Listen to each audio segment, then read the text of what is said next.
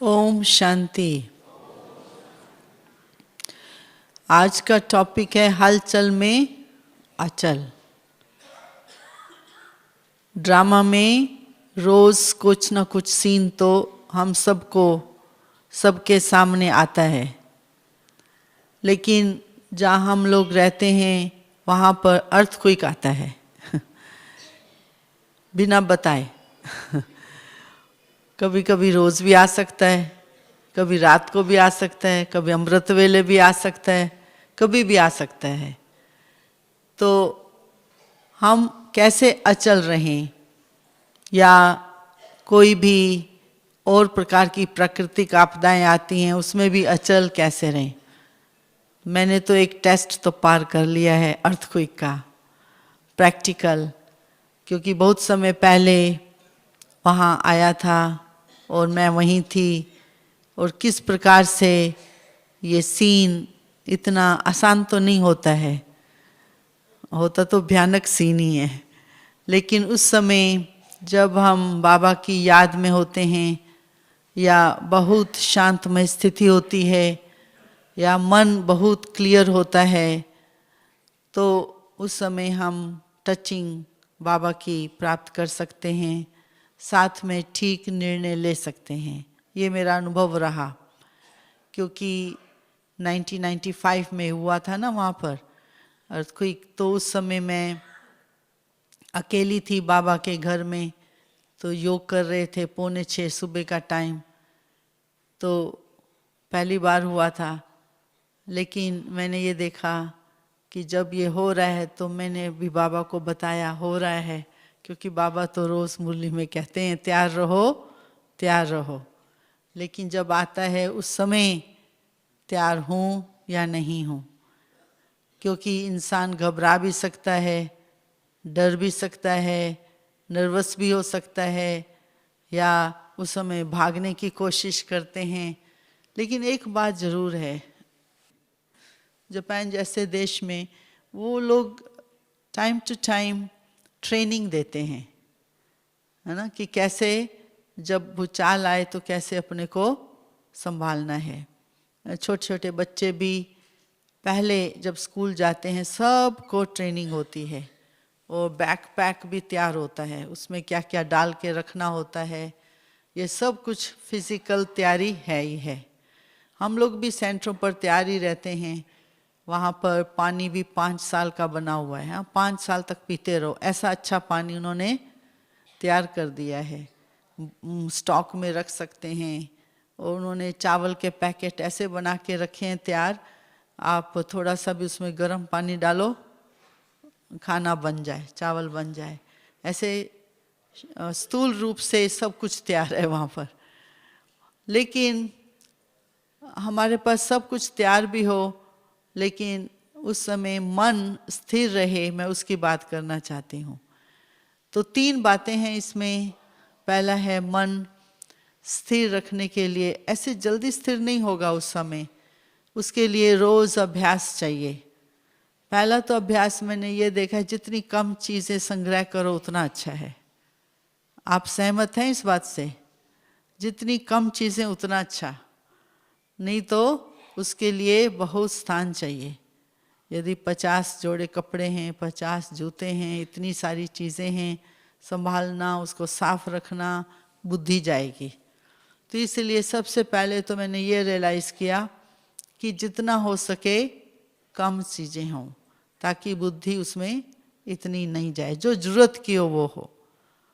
दूसरा प्रैक्टिकल ये मैंने अनुभव किया कि सारे दिन में हम अपने ऊपर भी प्रैक्टिकल एक्सपेरिमेंट करें, प्रयोग करें। हाँ, कभी भी कोई बात आती है, कोई ज़ोर से बोलता है, या कुछ काम आपका नहीं हुआ, उस समय आपका मन कैसे रिएक्ट करता है, स्थिर रूप से या अस्थिर रूप से, जल्दी जल्दी उत्तर देता है या शांति से सोच के धैर्यवत उत्तर देता है। ये हमारी रोज का अभ्यास होगा तो उस समय भी ये काम आता है। तो मन स्थिर रहे, अचल रहे, उसके लिए रोज अभ्यास करना है। वो है अभ्यास अपने मन को धैर्यवत और शांत चित्त रखना। सारे दिन की बातों में, सारे दिन की परिस्थितियों में, सारे दिन की सिचुएशंस में हम हलचल में नहीं आते। उसकी निशानी क्या है हम हलचल में नहीं आते सारे दिन में?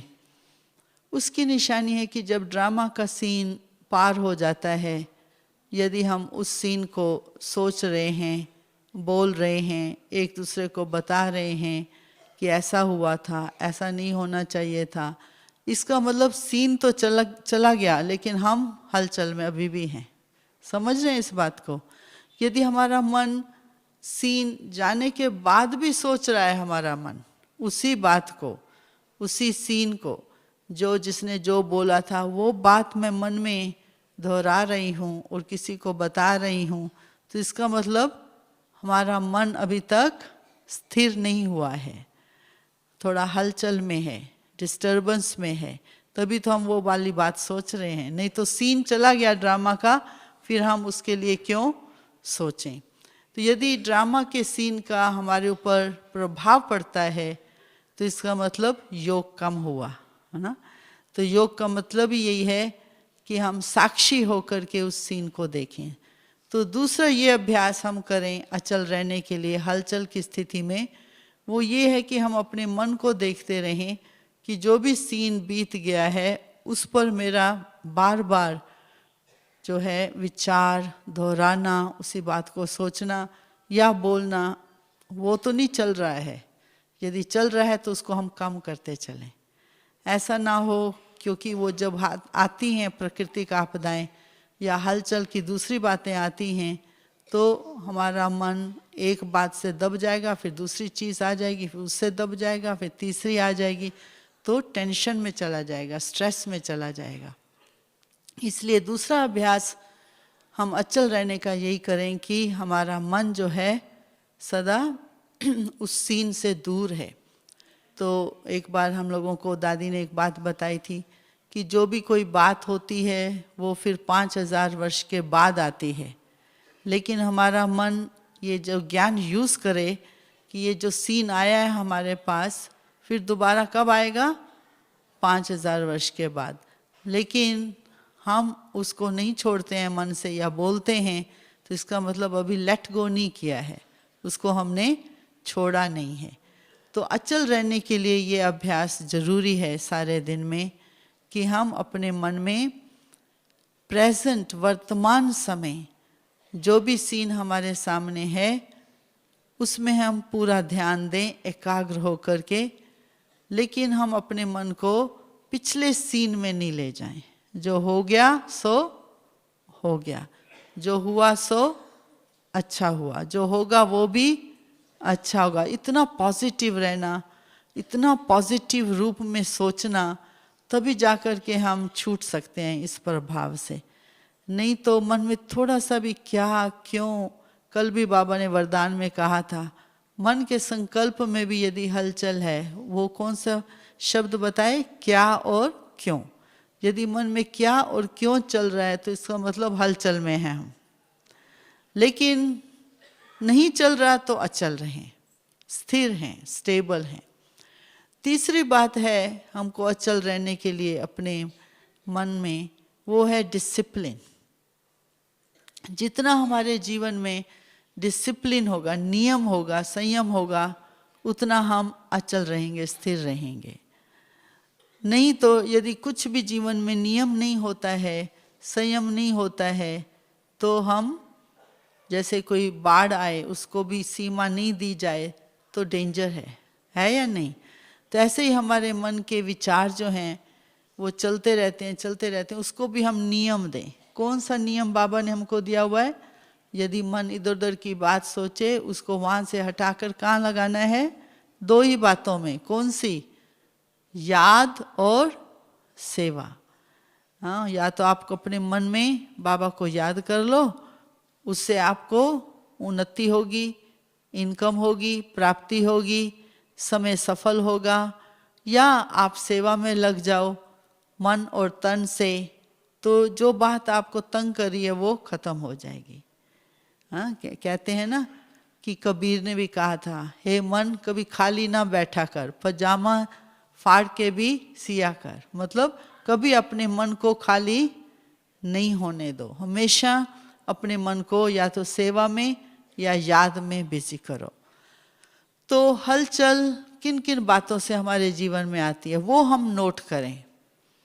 संबंधों में आती है, या जब हमारा शरीर में कुछ दुख है, दर्द है, पेन है, कोई बीमारी है, उससे हम हलचल में आते हैं, या कोई ऐसी परिस्थिति आ जाती हमने सोचा नहीं था, तैयार नहीं हुए थे, उसमें हलचल में आते हैं।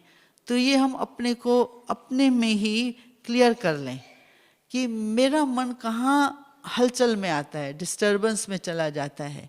ये हर एक को अपना पता होना चाहिए, है ना। कई आत्माएं होती हैं, उनको कुछ परवाह नहीं है, संबंध में नहीं आते हैं, हलचल में इजी रहते हैं, सरल रहते हैं। कई हैं थोड़ी सी भी कोई बात संबंध में आ जाती है तो मन लड़ाई में चला जाता है, या रिएक्शन में चला जाता है, या दुख में चला जाता है, या पास्ट में चला जाता है।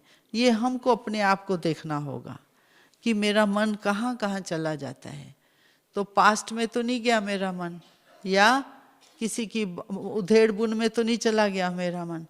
क्योंकि संगम युग में जो बाबा ने हमको ये समय दिया है, किस लिए दिया है? सफल करने के लिए।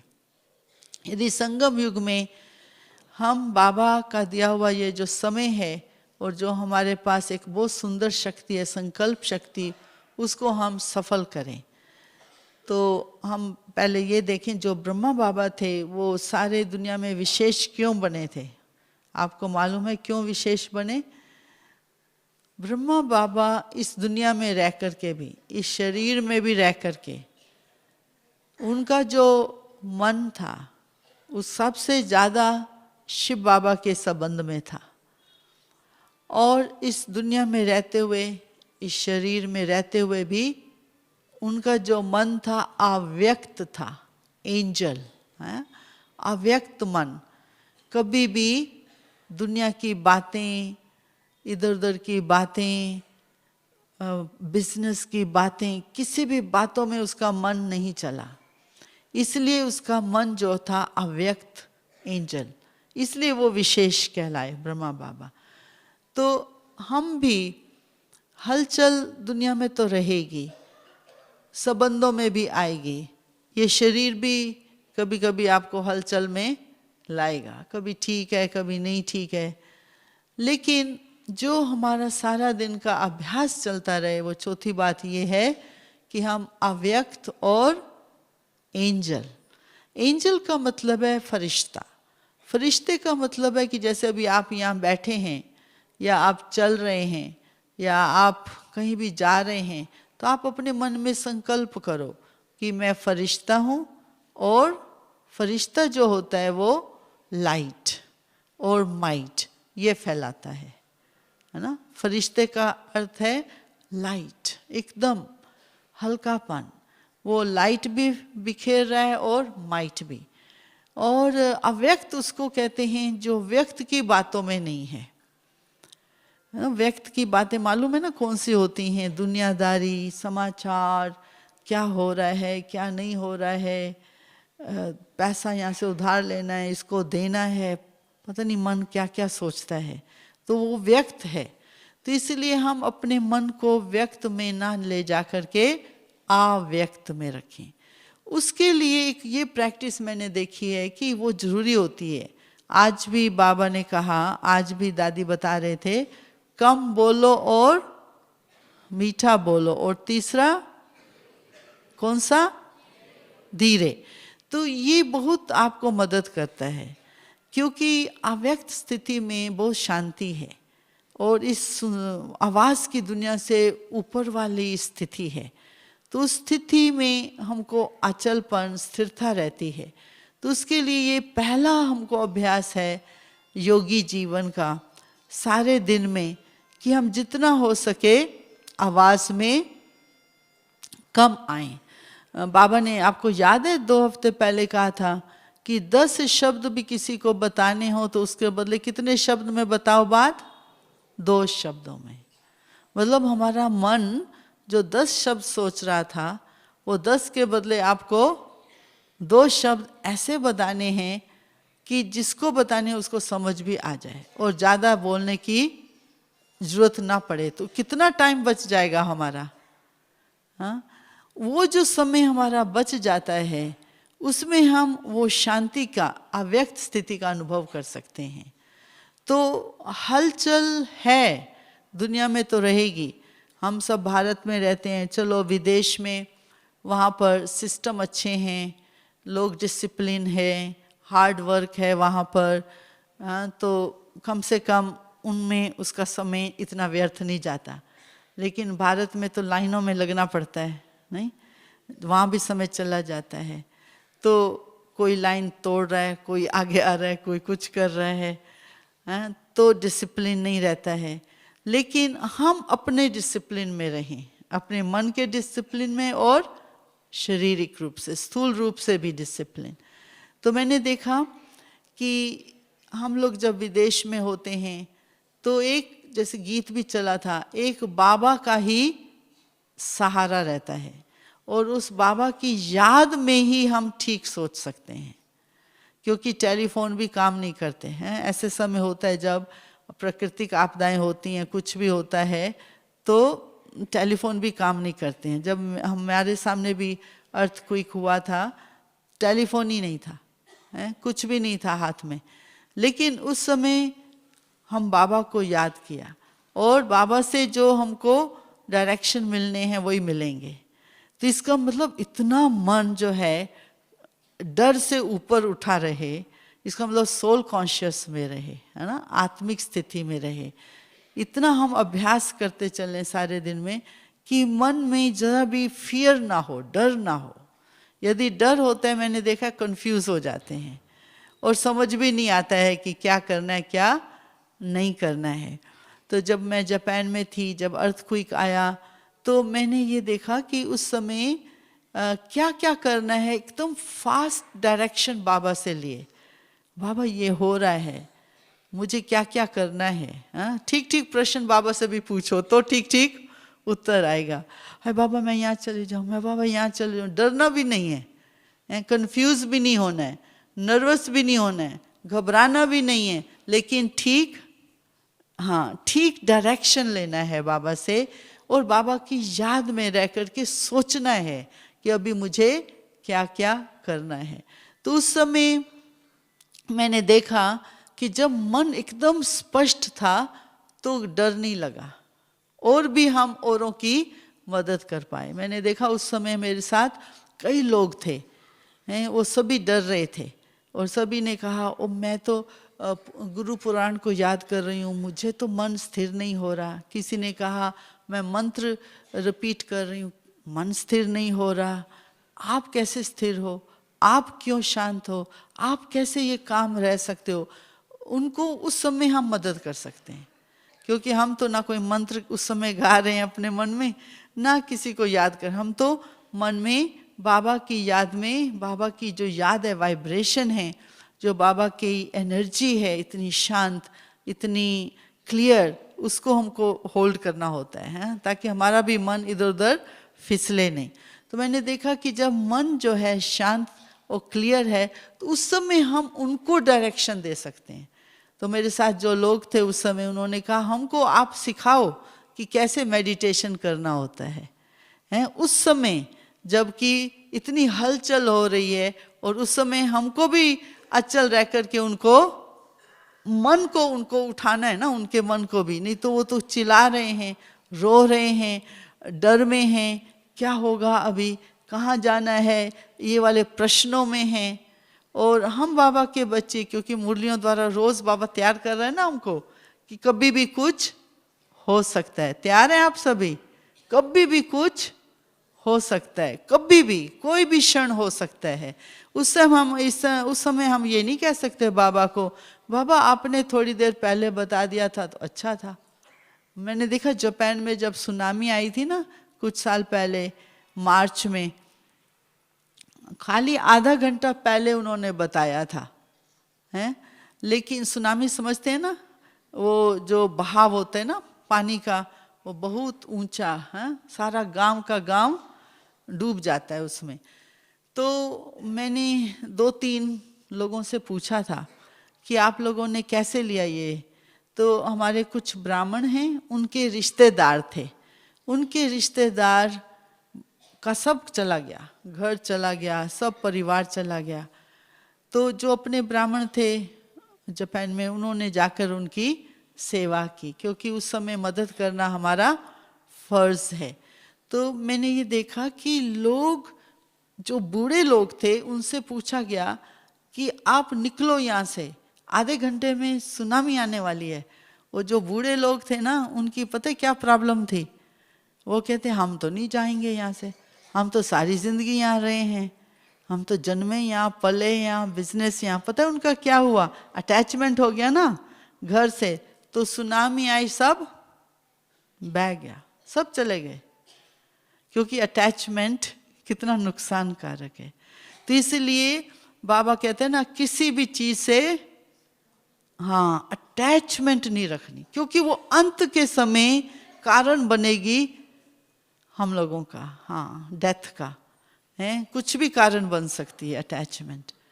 तो इसलिए बाबा कहते हैं जितना आप कम चीजें रखो उतना फायदा। और जहां रहो ये सोचो ये मेरा नहीं है। हम यूज कर सकते हैं, लेकिन हम ये नहीं कह सकते कि ये मेरा है। मेरा माना अटैचमेंट, लेकिन यूज कर सकते हैं। ये कुर्सी है, यूज करो, घर है, यूज करो, चीजें हैं, यूज करो, लेकिन अंदर ही अंदर ये देखते रहो कि मेरा इस पर डिपेंडेंसी, निर्भर तो नहीं हूं, ये आज है कल नहीं है। यदि नहीं है तो क्या हम रह सकते हैं? तो धीरे धीरे ये होता है ना, इंसान का नेचर होता है, जिस चीज को हम यूज करते हैं, जहां रहते हैं, धीरे धीरे उस चीज में, उस स्थान से में हम निर्भर होना शुरू कर देते हैं। तो फिर धीरे धीरे इतने कंफर्टेबल हो जाते हैं, इतने कंफर्टेबल हो जाते हैं, वो छोड़ना नहीं चाहते हम वो चीज, तो अटैचमेंट हो जाती है। तो इसलिए बाबा कहते हैं कि यूज करो, लेकिन अटैचमेंट में नहीं आओ, मोह में नहीं रखो, मेरेपन में नहीं आओ। ये कितना अच्छा सत्यता का ज्ञान बाबा बता रहे हैं। और बाबा कितने मर्सीफुल हैं, रहम दिल, कि पहले से हमको तैयार कर रहे हैं कि यही जो अंदर की सूक्ष्म अटैचमेंट ही कारण बनेगी, हैं? जहाँ भी हम हैं, हमको क्या पता 5000 वर्ष पहले कैसे हम लोगों ने महाभारत, जो इतनी बड़ी लड़ाई लगेगी, प्राकृतिक आपदाएं आएंगी, क्या नहीं होगा, उस समय हम कहाँ होंगे किसी को पता है? सड़क पर होंगे, किचन में होंगे, घर में होंगे, कहाँ होंगे मालूम है? किसी को नहीं मालूम, लेकिन कहीं भी होंगे हम। लेकिन उस समय हम इतना बाबा की याद में रहें कि स्थिर होकर के, शांत प्रिय होकर के, बाबा की याद में हम ठीक निर्णय लें। हमको एक बहन ने बताया था, जापान में जब हिरोशिमा में बॉम्ब पड़ा था, वो बहन जो है, उसने एक बहुत अच्छी बात बताई। कहा कि मैंने ऐसे ही किया, बस एकदम बॉम्ब पड़ा, मतलब इतने आधा सेकंड ऐसे किया बॉम्ब, और फिर उसके बाद उसका शरीर तो ठीक नहीं रहा है। तो कुछ भी सेकंड में कुछ भी हो सकता है। तो हलचल है, लेकिन मैं अचल हूं। अचल का मतलब यही है, आपके पास कोई चीज हो वो स्थिरता नहीं है। हलचल चल रही है, प्रॉब्लम्स हैं, लोग शोर मचा रहे होंगे, कोई कुछ कह रहा होगा, कोई लोग भाग रहे होंगे, क्या क्या सीन होगा हमारे सामने, जो भी होगा प्राकृतिक आपदाओं के टाइम। लेकिन अचल का मतलब है कि हम घबराए हुए नहीं हैं। ये आप लिख लो, स्थिर हैं और एकदम अचल हैं। ये मन, चीजों की बात मैं नहीं कह रही, चीजें अपने आप आ जाएंगी, उसकी हमको चिंता नहीं है, लेकिन मन को उस समय अचल रखना है, स्थिर रखना है, घबराना नहीं है।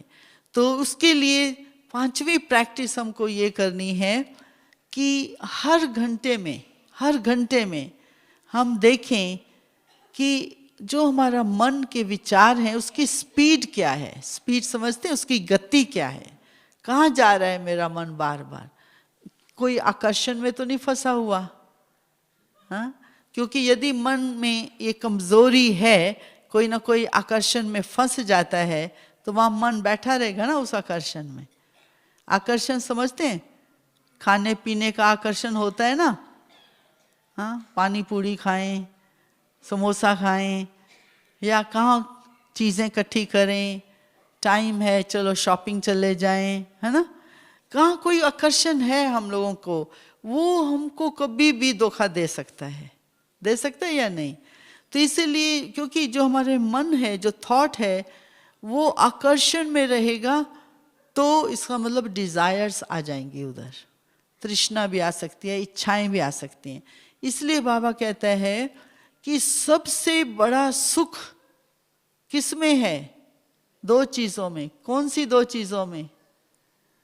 दुनियादारी चीजों में नहीं, चीजों को इकट्ठा करने में नहीं, ये भौतिक दुनिया में नहीं। कौन सी दुनिया में हमको सुख मिल सकता है? वो है दो। कौन से? एक है बाबा की याद और दूसरा है बाबा से मिली हुई अष्ट शक्तियां। अष्ट शक्तियां, क्योंकि जब 8 शक्तियां स्पिरिचुअल पावर जो बाबा से मिलती है हमको योग द्वारा, कौन कौन सी? हम रिवाइज करो, कौन कौन सी? निर्णय करने की शक्ति, दूसरी सामना करने की शक्ति, तीसरी परखने की शक्ति, चौथी सहयोग करने की शक्ति, पांचवी सहन करने की शक्ति, छठा संभालने की शक्ति, सातवां समेटने की, परखने की, है ना। ये जो 8 शक्तियां हैं और बाबा की याद है, इससे सबसे ज्यादा सुख हमको मिलता है। हाँ, तो ये हमारी जो शक्तियां हैं ये बढ़ती रहें, उसके लिए हमको सारा दिन सबसे जास्ती शक्ति कौन सी यूज कर सकते हैं हम सारे दिन में, मालूम है? परखने की। हाँ, पहला तो परखना ही पड़े ना। हाँ, और मान लो चेस्ट में पेन हो रहा है और हम कहीं योग करना है, योग करना है, उस समय योग थोड़ी काम आएगा, उसमें डॉक्टर को जाना पड़ेगा ना। हाँ, सहन शक्ति भी बहुत जरूरी है, परखना भी जरूरी है, हाँ, समाना भी जरूरी है, सारी शक्तियां जरूरी हैं। लेकिन सबसे मैंने देखा है कि जो शक्ति बहुत जरूरी होती है वो होती है डिसर्नमेंट, परखने की शक्ति। उसमें क्या होता है कि आपके सामने कोई परिस्थिति आ गई, शरीर में दर्द हो रहा है, कुछ परखना पड़ेगा ना, क्या करना है, दवाई लेनी है नहीं लेनी है, जाना है डॉक्टर के पास नहीं जाना है, परखना पड़ता है ना। या संबंध में हलचल आई है तो परखना पड़ेगा ना, इस समय शांत रहना है, बाबा की याद में रहना है, हाँ, बैठ के इससे बात करनी है, बात स्पष्ट करनी है, क्या करना है, परखना पड़ेगा ना। तो उसके बाद निर्णय ले सकते हैं। तो परखने की शक्ति को हम आगे बढ़ाएं, लेकिन परखने की शक्ति तब आगे बढ़ेगी जितना हमारा जो मन है, जो थॉट्स हैं, वो बहुत बहुत क्लियर रहेंगे और बाबा की याद वाले होंगे। तो क्योंकि बाबा के पास तो सब प्रकार की सॉल्यूशंस हैं, सभी प्रकार की समस्याओं का समाधान है बाबा के पास, और सभी प्रश्नों का उत्तर है बाबा के पास, और सभी प्रकार की जो भी प्रॉब्लम्स दुनिया में उसके सभी समाधान शिव बाबा के पास हैं। तो इसलिए हमको करना ही पड़ेगा शिव बाबा को याद है। दुनिया में तो लोग गूगल कर लेते हैं, हमको कहाँ जाना पड़ेगा? हाँ, शांति में बैठ करके बाबा को अपने थॉट देना है, फिर शांति में बैठना है और बाबा से अच्छा थॉट लेना है। तो जितना हम वो करेंगे प्रैक्टिस, उतना हमारा मन और जो भी आने वाली समस्याएं हैं वो सुलझती जाएंगी। यदि हम नहीं कर पा रहे हैं ये काम अपने मन और बुद्धि द्वारा, तो हमेशा ही उलझे रहेंगे। उलझे समझते हैं? हमेशा ही हमारा मन कंफ्यूज होगा, है ना। कंफ्यूज की निशानी है क्या? यदि हमारा मन बार बार कंफ्यूज हो रहा है, उसका मतलब क्या मतलब हुआ? उसका मतलब जैसे बहुत पैसा हो तो सिक्योरिटी रहती है ना मन में, अब पैसा है आराम से जीवन चला लेंगे। नहीं होगा तो क्या होगा? मन को इनसिक्योरिटी और कंफ्यूजन है। यदि हमारा मन बार बार उलझ जाता है हर बात में, तो इसका मतलब कमाई कम है। किस चीज की कमाई कम है? बाबा की याद की। हाँ, ज्ञान और योग दोनों की, लेकिन मेन बात है बाबा की याद की। तो याद होगी तभी तो जाकर के हमारा मन जो है ज्ञान को समझ पाएगा ना, तो मन क्लियर रहेगा ना। तो इसलिए हर घंटे में हम देखें कि हमारे मन के जो विचार है ना, वो कौन सी स्पीड से चलते हैं, उसकी स्पीड कैसी है। बहुत फास्ट स्पीड होगी, कार बहुत तेज जाती है तो क्या होता है? एक्सीडेंट, नुकसान। तो ऐसे ही हमारे मन के जो विचार हैं वो बहुत फास्ट स्पीड से जाएंगे तो क्या होगा? Spiritual accident. हाँ, यदि हम दुख में आ जाएंगे या हम किसी को दुख दे देंगे, या हम धोखे में आ जाएंगे या हम किसी को धोखा दे देंगे। यदि यही काम करते रहे तो एक्सीडेंट कर रहे हैं। तो इसलिए बाबा कहते हैं ना दुख दो और ना धोखे में आओ। दुख भी नहीं देना और दुख लेना भी नहीं है। कभी कभी हम दुख नहीं देते हैं लेकिन दुख ले लेते हैं। दुख क्यों ले लेते हैं मालूम है उसका कारण? उसका कारण है स्वमान की कमी, है ना। स्वमान नहीं है ना तो दुख ले लेते हैं। यदि हम स्वमान में रहें तो कभी दुखी होंगे ही नहीं। कोई चीज ना हो आपके पास तो भी आप करो, आपको बाबा मैं आपका, आप मेरे, वो सबसे बढ़िया चीज बाबा तो है ना आपके पास, और कुछ हो ना हो है? वो भी तो स्वमान है ना कि हम किसके बच्चे हैं? बाबा के। तो वो याद रहेगा तो वो भी तो स्वमान हो जाएगा ना। तो जब हम स्वमान में रहते हैं तो दुख नहीं लेंगे। और दुख देते कैसे हैं?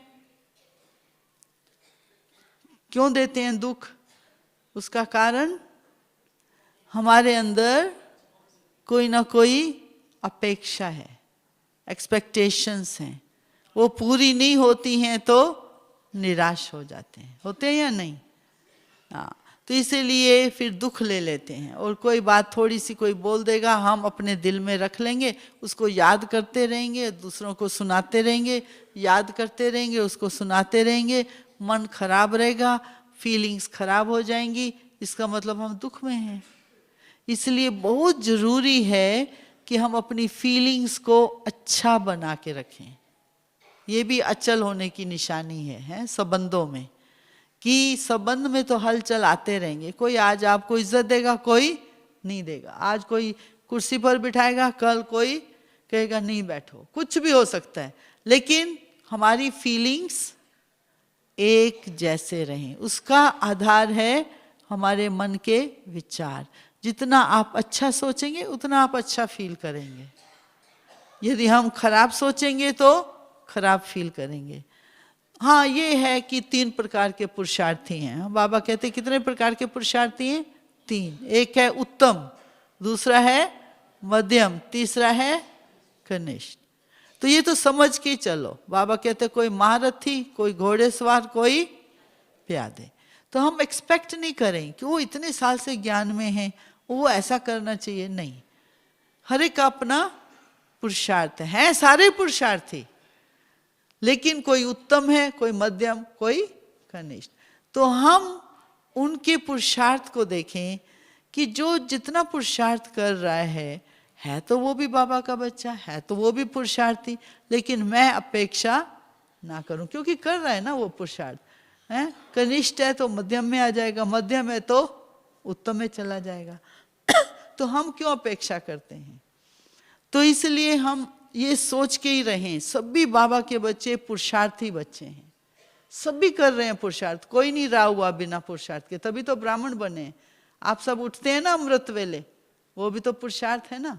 मुरली सुनते हैं, वो भी पुरुषार्थ। मुरली को ध्यान में रखना वो भी पुरुषार्थ, मुरली के ज्ञान को यूज करना वो भी पुरुषार्थ। पुरुषार्थ तो सारा दिन चलता है, तो इसलिए सब भी पुरुषार्थी हैं। तो सबके लिए मेरे मन में अच्छी फीलिंग्स रहें कि सभी आत्माएं जो हैं पुरुषार्थी हैं, तपस्वी हैं, ब्राह्मण हैं, बाबा के बच्चे हैं। इतने ऊंचा विजन रखेंगे अपने संबंधों में, तो संबंधों में हलचल आते हुए भी हम अचल रहेंगे। क्योंकि भूल जाते हैं हम कई बार कि ये ब्राह्मण आत्मा है, इसको किसने चुना है? हैं? किसने चुना है? बाबा ने। और किसी ने तो नहीं, कमेटी ने सुना, कोई कमेटी तो नहीं बनी हुई यहाँ पर कि इसको चुनो। हाँ, दुनिया में तो कमेटी होती है ना, है? यहाँ तो कोई कमेटी नहीं। कौन, किसने आपको जागृति दिलाई ब्राह्मण संस्कारों की? बाबा ने। तो बाबा ने ही चुना है ना, और हर एक को चुना है। और उसकी तो देखो कितना काम चल रहा है, जोर शोर से चल रहा है बाबा का काम। हजारों लाखों, दुनिया में तो कितने ऑफिस बनाते रहेंगे काम करने के लिए। बाबा के पास ऑफिस है क्या परम धाम में? ये कैसे बाबा काम कराता है, हैं? कोई उसके पास गैजेट्स नहीं है, इंटरनेट नहीं है, फोन नहीं है, हैं? कैसे बाबा टच करता जा रहा है आत्माओं को, हैं? कैसे बाबा उनके स्वप्न में जाके उनको जागृत कर लेता है, कैसे बाबा उनको ब्राह्मण बना देता है, कैसे ये हो रहा है काम। जैसे सूर्य है, सूर्य की रोशनी से कहाँ पर जो गीली जमीन होगी वहाँ सूख जाएगी। सूर्य तो नहीं रोज प्रोग्राम देता है कि आज मैं इसको सुखाने जा रहा हूँ, यहाँ नहीं आना, बोलता है क्या सूर्य? कोई प्रोपोगंडा नहीं, कोई अनाउंसमेंट नहीं, कितना आसानी से एकदम गुप्त होके काम चल रहा है। ऐसे बाबा का भी तो काम कितना गुप्त चल रहा है। कितनी आत्माओं को बाबा जागृत कर रहे हैं नए संसार बनाने के लिए। उनका भाग्य जागृत हो जाए, ये आत्माएं जीवन मुक्ति को पाएं, ये आत्माओं का उद्धार हो जाए। है तो बाबा बहुत रहम दिल, और किसी की कमजोरी भी नहीं रखते बाबा, हैं? तो बाबा हमको इतना प्यार से पालना दे करके आगे बढ़ाते हैं। तो रोज हम बाबा को इतना याद करते रहें, तो बाबा भी हमारे द्वारा कोई ना कोई आत्माओं को जागृत कराएगा। यदि आप खुश रहेंगे तब जाके लोग आपसे क्या पूछेंगे, आप कैसे खुश रहते हो। यदि मन दुखी है तो लोग पूछेंगे कि आप क्यों दुखी होते हो, कैसे दुखी रहते हो। कोई पूछता है? कोई? सभी क्या पूछते हैं, आप कैसे सुखी रहते हो। पूछते हैं आप लोगों से कोई? या आप कहते हैं नहीं नहीं मैं तो बहुत दुखी हूं। कोई बोलता है ऐसे बाबा का बच्चा? नहीं, क्योंकि हमको अंदर का सुख बाबा ने दिया है। तो इसलिए बाबा कहते हैं कि जितना आप अच्छा सोचेंगे उतना अच्छा फील करेंगे, उतनी अच्छी फीलिंग्स में रहेंगे आप। और खराब सोचेंगे तो फीलिंग्स खराब हो जाएंगी। तो ये जिम्मेवारी किसकी है अच्छा सोचने की? हम सब की है। ये हमारी जिम्मेवारी है कि हम अपने मन के द्वारा अच्छे विचार चलाएं। इसलिए हम मुरली सुनते हैं ना रोज बाबा की। तो जितनी हम मुरली को रिवाइज करेंगे, बैठ करके सोचेंगे, उसको बार बार सोचेंगे, वो मेमोरी में चला जाएगा ना। तो इसीलिए सारे दिन में फिर कोई बात आएगी तो हम उसी ज्ञान के पॉइंट को यूज करेंगे। तो इसलिए बाबा कहते हैं रोज अपने अंदर ज्ञान का खजाना भरता जाए। यदि हमारे अंदर ज्ञान चलता रहता है, उसकी मान लो विचार सागर मंथन हम करते रहते हैं, उसकी निशानी क्या होगी? कितनी भी प्रकार की बातें आएंगी, अचल हम रह सकेंगे। मतलब कई बार कई लोग कहते हैं कि इतना नहीं अच्छा सोच पाते, वो अच्छे विचार खत्म हो जाते हैं। क्यों खत्म हो जाते हैं? क्योंकि हम विचार सागर मंथन नहीं करते। या तो आप गीत सुनो बाबा के, या मुरली पढ़ो, और तीसरा विचार सागर मंथन करो, और चौथा स्वदर्शन चक्रधारी बनकर चक्कर फहराओ। 4 काम मन से करते रहो सारे दिन में। कौन कौन से? पहला, बाबा की मुरली पढ़ो। दूसरा, या तो गीत सुनो। तीसरा, विचार सागर मंथन करो। चौथा, स्वदर्शन चक्र चलाओ। उसके नीचे तो जाना ही नहीं। उसके नीचे है चिंता, तनाव, दुख। यहां तक अपने मन को और समय को हम यूज करें। थोड़ा भी समय मिले बाबा की मुरली ले लो, कोई भी समय मिले बाबा के गीत चला लो, कोई भी समय मिले अपना विचार सागर मंथन कर लो, और कुछ समय मिले तो स्वदर्शन चक्कर चलाओ। तो ये 4 काम चलते रहे अपने मन के द्वारा, तो आपकी कमाई चालू रहेगी। इसलिए खजाना बढ़ता रहेगा, इसलिए खुशी आती रहेगी। क्योंकि खुशी ऐसे नहीं आएगी बिना काम से।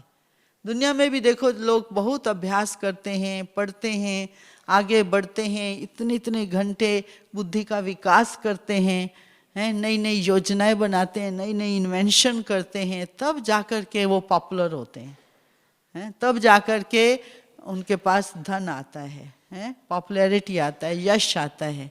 तो इसलिए बाबा कहते हैं हम भी ब्राह्मण जीवन, कई बार ऐसा नहीं कि हम ब्राह्मण बन गए तो सब कुछ हो गया। ब्राह्मण जीवन में ही चेंज है, परिवर्तन है। तो इसलिए परिवर्तन हमारा सारा दिन चलता रहे। कितनी भी हलचल हो उसमें भी अचल माना यही कि हमारा मन जो है अपने परिवर्तन के कार्य में जुटा हुआ है। वेस्ट नहीं करना है कुछ भी, ना संकल्प और ना ही टाइम।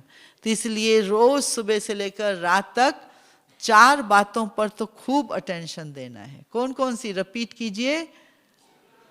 बाबा की मुरली सुन ली वो बात अलग है, फिर पढ़ना अलग है। हाँ, हमने सुन ली, हमारा मन सोचता है हमने तो सुन ली, नहीं फिर बैठ के उसको पढ़ना। आजकल तो कितना आसान हो गया, सबके पास हाथ में आ गई है मुरली, है पढ़नी है, हमको बहुत बार पढ़नी है। कितनी विजडम है बाबा के, सारे अच्छे संकल्प तो उसी में ही तो हैं, और अच्छे अच्छे विजडम है, बुद्धि के विकास की बातें हैं उसमें। हमारे परखने की शक्ति अच्छी कैसे बने, वहीं से मिलता है ये सब कुछ। कैचिंग पावर अच्छी कैसे बने, वो मुरली से ही मिलना है आपको, सब कुछ वहीं से मिलना है आपको।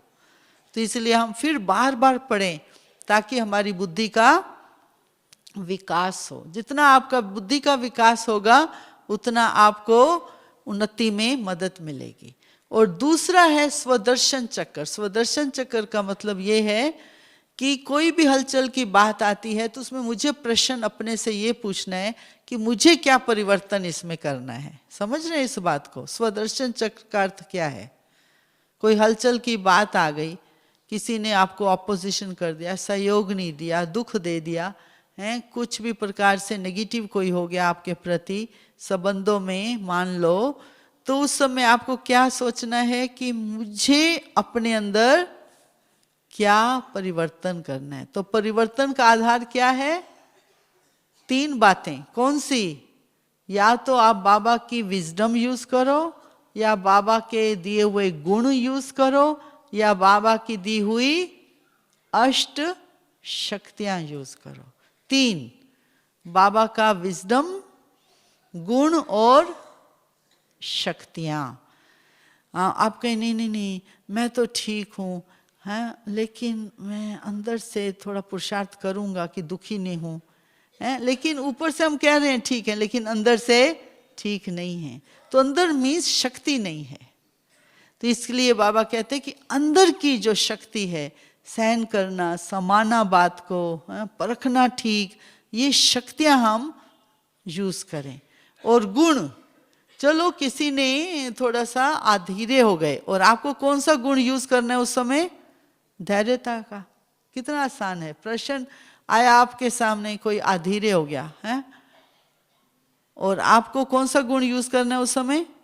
धैर्यता का। आप पास हो जाएंगे, होंगे या नहीं? यदि कोई अधीरे बन जाता है और मैं भी अधीरे हो गया तो फेल। समझ रहे हैं ना? तो उस समय हम परख सकें कि ये मेरा टेस्ट हो रहा है, तो मुझे अधीरे ना बन करके धैर्यता से काम लेना है। उस समय यही संकल्प करना होता है कि मुझे धैर्यता से काम लेना है। संबंध है ना, क्योंकि कहते हैं संबंध ठीक रखने चाहिए अपने सभी के साथ, तब योग ठीक लगता है। यदि संबंध खराब होते हैं ना, एक भी आत्मा की फीलिंग्स हमारे प्रति अच्छी नहीं होंगी, तो आप बाबा के पास जा रहे हो, योग लगा रहे हो, वो नजदीक चले गए बाबा के पास, वही आत्मा जिसके प्रति फीलिंग अच्छी नहीं है वो आके खड़ी हो जाएगी, जाने ही नहीं देगी आपको बाबा के पास, क्योंकि पहले मेरा जो कर्म का बंधन बना है वो ठीक करो। इसलिए वो फीलिंग्स आपको नीचे ले आएंगी, वो याद आ जाएगा कि इस आत्मा के प्रति वैर भाव है, ईर्ष्या है, ये आपस में हमारा टकराव हो गया था, वो वाली मेमोरी आ जाएगी आपके सामने, आपको जाने ही नहीं देंगे बाबा के पास वो वाली मेमोरी, क्योंकि वो पेंडिंग पड़ा ना कार्मिक अकाउंट, वो ठीक करो पहले, हैं। तो इसलिए बाबा कहते हैं कि अपने संबंधों में 3 बातें बहुत अच्छी हैं, मैंने सीखी हैं, प्यार, शांति, धैर्यता। 3 मैंने देखा है, ये 3 बहुत काम आती हैं। आप किसी की बात आप शांति से सुन रहे हैं, प्यार से सुन रहे हैं, धैर्यवत होके सुन रहे हैं, आधा काम तो हो ही जाता है ना, क्योंकि उनको ये तसल्ली हो जाती है कि आपने मेरी बात सुन ली, उसकी फीलिंग्स अच्छी हो जाती हैं आपके प्रति। हाँ, तो कौन सी 3 बातें याद रखेंगे संबंध में? प्यार, शांति और धैर्यता। बहुत अच्छी चीज़ है ये, मैंने देखा है कि हम लोग जब ट्रेनिंग करते हैं ना, उसमें हम लोगों को ये प्रैक्टिस कराई जाती है, किसी की भी बात आप सुन रहे हैं, शांति से सुनो, फिर उसको बताओ ये आपने बोला है ना, हाँ ये बोला है, तो उनको तसल्ली हो गई। हाँ, इसको एक्टिव लिसनिंग कहते हैं, कि हमने उसकी बात को ढंग से सुना। और फिर संबंध को अच्छा बनाने के लिए जब हलचल आए, तो बाबा कहते हैं संबंध को अच्छा बनाने के लिए कौन सी और बातें हैं। हाँ, किसी का आइडिया है, अच्छा आइडिया है, आपका भी अच्छा आइडिया है, लेकिन वो आइडिया भी टाइम नहीं आया है उसको मैनिफेस्ट करने का है, लेकिन हम उत्तेजित हो जाएं, मेरा ही आइडिया अच्छा है, मेरा ही थॉट अच्छा है, मेरा जो ओपिनियन है, मेरा जो विचार है, क्यों नहीं लिया जा रहा। हाँ, मन में लड़ाई उत्पन्न हो जाती है। तो उस समय क्या करेंगे? आइडिया करना छोड़ना नहीं है हमको, हमेशा ही करते रहो आप अच्छे अच्छे आइडिया। इस दुनिया में आज नहीं कल हम नहीं होंगे तो आइडिया तो रहेगा ना दुनिया में, तो वो हो जाएगा मैनिफेस्ट जब उसका टाइम आएगा। हम अपनी क्रिएटिविटी नहीं छोड़ते, आइडियाज तो हमको करने ही हैं। वो तो आइडिया हम भी चले जाएंगे शरीर छोड़ के, लेकिन आइडिया तो रहेगा ना। तो आइडिया तो कभी भी समय पर मैनिफेस्ट होने वाला है, परंतु यदि उस समय नहीं हो रहा है जिस समय आप चाहते हैं, और हम उसको फोर्स करते हैं करने के लिए, तो हलचल में आ जाते हैं संबंध में, है ना। मेरा ही आइडिया ले ना यूज होना चाहिए, सबसे बढ़िया आइडिया है मेरा, है। ईगो आ गया है। तो एक भाई था, उसने एक किताब लिखी यज्ञ में, उसकी किताब को 8 साल लग गए उसको छपने में, क्योंकि वो जब आता था कहता था दादी मेरी किताब छापी है या नहीं। 7 साल कहता था मेरी किताब छापी है या नहीं जो मैंने लिखी। जब वो 7 साल के बाद उसने रियलाइज किया कि ये तो मैंने बाबा को अर्पण कर दी, अब बाबा जाने और ड्रामा जाने। फिर उसने नहीं कहा मेरी किताब है, जब उसने बाबा को अर्पण कर दिया तभी वो छपी।